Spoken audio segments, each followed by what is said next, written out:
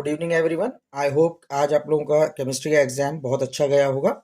मेरे पास इस समय भी फर्स्ट सेट है इस केमिस्ट्री के क्वेश्चन पेपर का, और इस क्वेश्चन पेपर के जो एमसीक्यू क्वेश्चंस हैं उनके आंसर एक बार आप लोग चेक कर सकते हैं। मैं चेक करवा देता हूं आपको।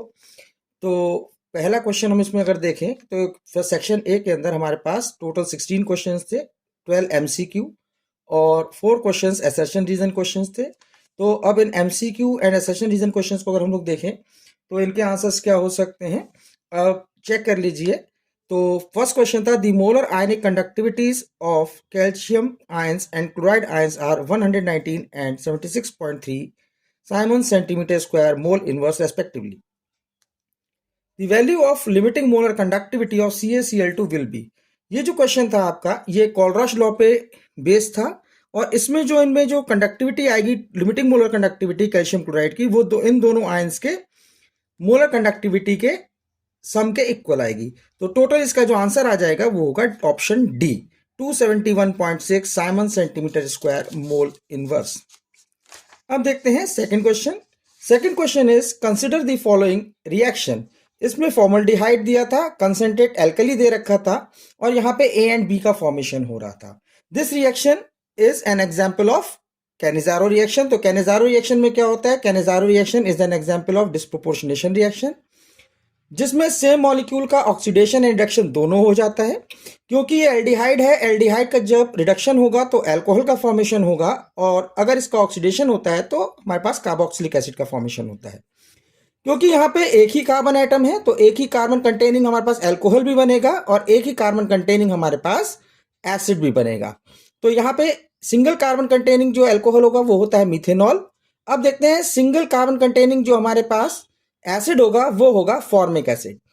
तो यहाँ पे बट क्या है, क्योंकि यहाँ पे हमारे पास हमने क्या ले रखा है, पोटेशियम हाइड्रोक्साइड लिया है। तो क्योंकि ये एक स्ट्रॉन्ग एल्कली है और ये जहाँ पे जो कार्बोक्सिलिक एसिड का मॉलिक्यूल बनेगा वो एसिड है, तो एसिड और बेस रिएक्ट कर जाएंगे। तो यहाँ पे हमें एसिड ना मिलकर हमें क्या ऑब्टेन होगा, हमें फॉर्मिक एसिड की जगह पोटेशियम फॉर्मेट फॉर्म होगा, जो फॉर्मिक एसिड का एक सॉल्ट है।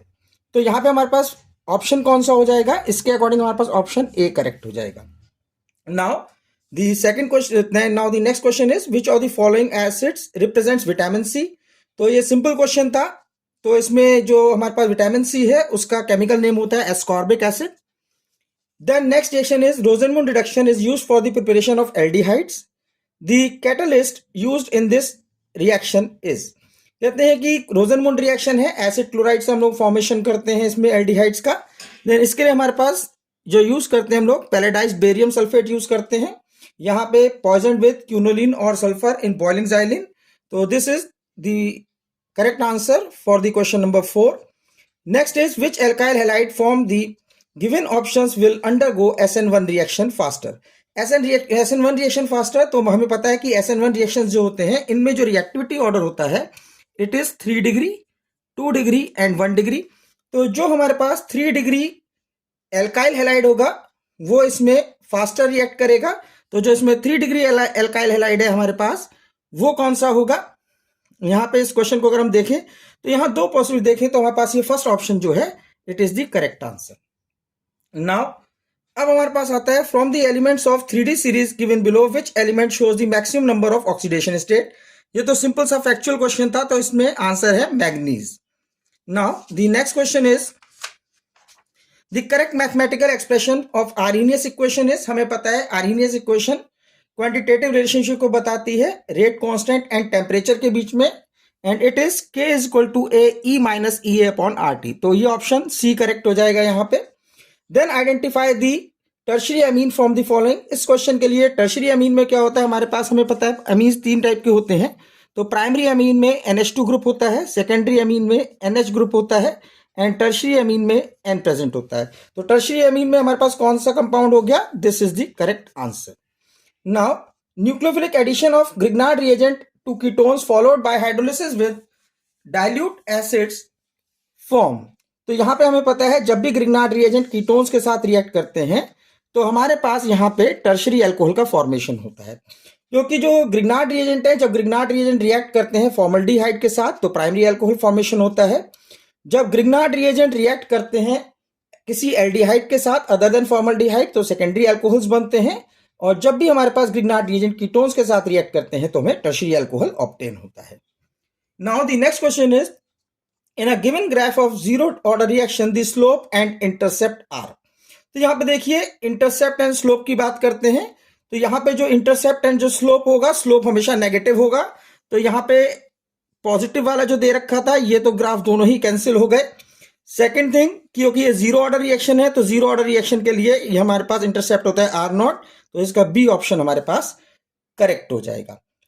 Now the next question, and the next question is question number 11। Question number 11 था, match the reagents required for the given reaction. तो इसमें आपको दो कॉलम्स दिए थे, एक तरफ आपको दिया है oxidation of primary alcohols to aldehydes, reaction दिया है, और दूसरी तरफ यहाँ पे रिएजेंट्स दिए हैं, रिएजेंट्स को आपको इनके साथ मैच करना था। तो फर्स्ट था oxidation of primary alcohols to aldehydes. हमें पता है अल्कोहल्स को अगर हम एल्डिहाइड स्टेज पे जब भी रोकते हैं तो हमारे पास हमें यूज करना होता है एक सिलेक्टिव ऑक्सीडाइजिंग एजेंट, जहां पे हम लोग यूज करते हैं पीसीसी को। PCC is pyridinium chlorochromate. Then हमारे पास आता है butane two one to butane two ol. अगर हमें ब्यूटेन टू ओन को ब्यूटेन टू ऑल में कन्वर्ट करना है तो हम इसे कैसे कन्वर्ट कर सकते हैं? हमें पता है जो कीटोन्स होते हैं, कीटोन्स हमेशा रिड्यूस होने पर हमें क्या देंगे? एल्कोहल्स देते हैं, वो भी सेकेंडरी एल्कोहल्स देते हैं, तो ये रिडक्शन के होगा यहाँ पे इसका। तो रिडक्शन के लिए यहाँ पे हम यूज करते हैं NaBH4। तो अगर आपको ये दो ऑप्शंस मिल जाते हैं तो आप इसका आंसर इजीली पिक कर सकते हो। तो अब यहाँ पे हमारे पास क्या रह जाता है कि फर्स्ट का ऑप्शन आर एंड सेकंड का ऑप्शन पी। फर्स्ट का ऑप्शन आर देख लीजिए कहां पर है, तो ये केवल पहले में ही है, तो यही आपके पास आंसर करेक्ट हो जाएगा। अदरवाइज हम जानते भी हैं कि ब्रोमिनेशन जब कराते हैं फिनॉल का तो हमारे पास बन जाता है ये 2,4,6 ट्राइब्रोमोफिनॉल, अगर हम यहाँ पे ब्रोमीन वाटर का यूज कर लेते हैं। और डिहाइड्रेशन ऑफ प्रोपेन के लिए प्रोपेन टू ऑल यहाँ बात करें तो उस कंडीशन में प्रोपीन का जब फॉर्मेशन होता है तो यहाँ पे हम लोग फॉस्फोरिक एसिड का यूज कर सकते हैं। Now the next question is the general electronic configuration of D block element. ये भी कॉमन क्वेश्चन था। तो इसमें जनरल कॉन्फ़िगरेशन क्या होता है? इट इज, देखिए NS में 1 to 2 इलेक्ट्रॉन्स है, 2 से 3 इलेक्ट्रॉन का तो पॉसिबिलिटी नहीं है, तो ये नहीं हो सकता। सेकेंड थिंग कि जो डी ब्लॉक एलिमेंट्स होते हैं उसमें डी जो ऑर्बिटल्स होते हैं उनमें इलेक्ट्रॉन्स वेरी करते हैं, तो यहाँ पे फिक्स इलेक्ट्रॉन कर दिया, ये भी इलेक्ट्रॉन फिक्स कर दिया, मतलब ये दोनों ऑप्शन नहीं हो सकते, तो ऑप्शन क्या हो जाएगा? Option A is correct. Now the next question is, para-nitrophenols is less acidic than phenol and nitro group is electron withdrawing and helps in stabilization of para-nitrophenoxide ion। अब देखिए पैरानाइट्रोफिनॉल, नाइट्रोफिनॉल जो है, जो nitro group होता है, अब ये अगर नाइट्रो ग्रुप यहाँ पे प्रेजेंट होगा तो नाइट्रो ग्रुप जो पॉसिबिलिटी है ये -I इफेक्ट शो करता है।